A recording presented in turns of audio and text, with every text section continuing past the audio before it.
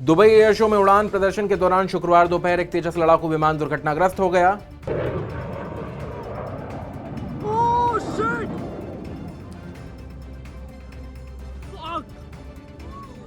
Indian air force यानी भारतीय वायुसेना ने पुष्टि की है कि इस दुर्घटना में पायलट की मौत हो गई।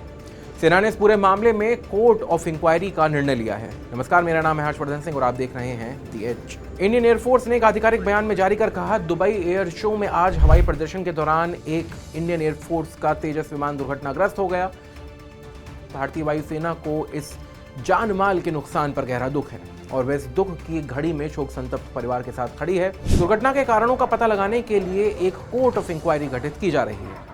प्रत्यक्षदर्शियों और खबरों के अनुसार हिंदुस्तान एरोनॉटिकल्स लिमिटेड यानी एएचएल द्वारा विकसित एक सीट वाला हल्का लड़ाकू विमान एलसीए स्थानीय समय अनुसार दोपहर लगभग 2:10 पर दुर्घटनाग्रस्त हुआ।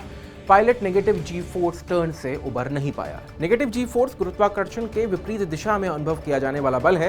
ये दुर्घटना दुनिया की सबसे बड़े विमानन प्रदर्शनियों में से एक द्विवार्षिक दुबई एयर शो के दौरान हुई।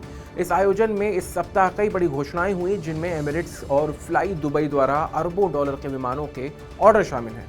ये घटना तेजस विमान से जुड़ी दूसरी दुर्घटना है। मार्च 2024 में राजस्थान के जैसलमेर में एक तेजस लड़ाकू विमान दुर्घटनाग्रस्त हो गया था, जो 2001 में अपनी पहली परीक्षण उड़ान के बाद से विमान के 23 साल के इतिहास में पहली ऐसी दुर्घटना थी।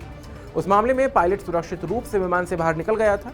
तेजस 4.5 पीढ़ी का बहुउद्देशीय लड़ाकू विमान है, जिसे वायु रक्षा मिशन, आक्रामक हवाई सहायता और निकट युद्ध अभियानों के लिए बनाया गया है। यह अपनी श्रेणी में सबसे हल्के और सबसे छोटे लड़ाकू विमानों में से एक होने के लिए जाना जाता है।